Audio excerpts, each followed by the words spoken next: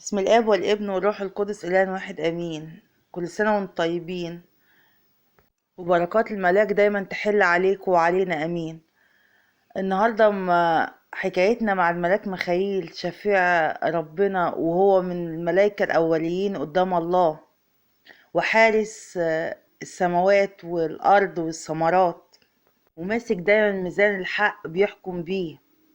والنهاردة معادنا مع معجزات عملها الملاك ميخائيل، وكان سبب بركة لناس كتير. كان في واحد اكتشف بالصدفة ان عنده ورم خبيث في الرئة اليمين، فحزن جدا. وبعدين الناس قالوا على كنيسة الملاك في كفر السمري، فراح وقابل ابونا صمويل هناك وشرح له الموضوع، وزعل معاه جدا.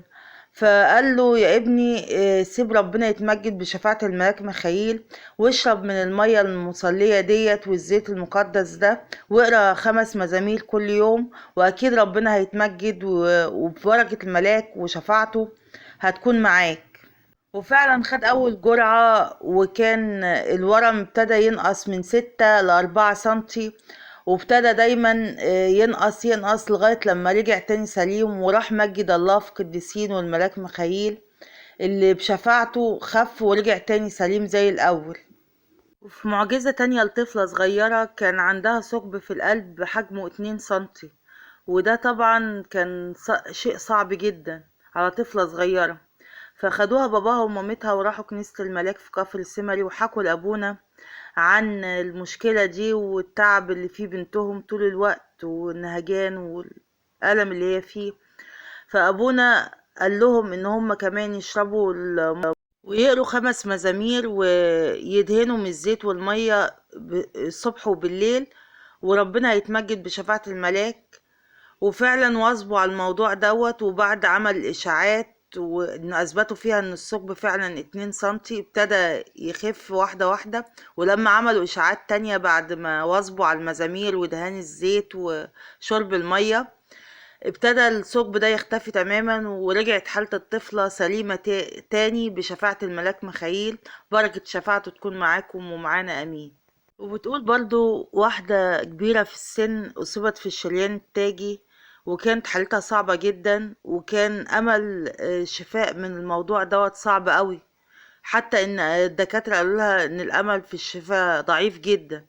وكان عيد الملاك ميخائيل، وندرت ندر بينها وبين نفسها إنها لو شفيت هتقدم ندر للملاك ميخائيل بنفسها، لأن يعني نفسها إنها تخف وتقوم بالسلامة.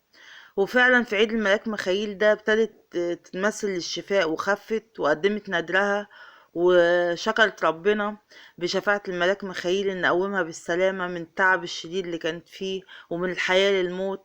ببركة الملاك ميخائيل بركة شفاعته تكون معاكم ومعانا امين. والمديح بتاعه بيقول جميع جند الشياطين يصول من اسمك فزعين، حين نقول يا ميخائيل يولون منكسرين.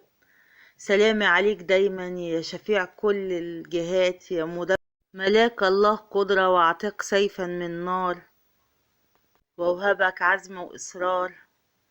والكل يقولون يا إله الملاك ميخائيل أعنا أجمعين. بركة وشفاعة الملاك ميخائيل تكون معاكم ومعانا أمين، وكل ليه طلبة عند الملاك ميخائيل تتحقق ليكوا ولأولادكوا ولبيوتكوا أمين. واذكرونا دايما في صلواتكم، وما تنسوش تشتركوا معانا في قناة نور القديسين يفرح ربنا، دايما يفرح قلبكم بكل غالي. ومستنية منكم الدعم واللايك والاشتراك عشان أكبر بيكم وليكم. واذكرونا في صلواتكم لأني محتاجة صلواتكم، ودايما دايما أكون معاكم وأحكي لكم حكايات حلوة عن القديسين. أمين يا رب.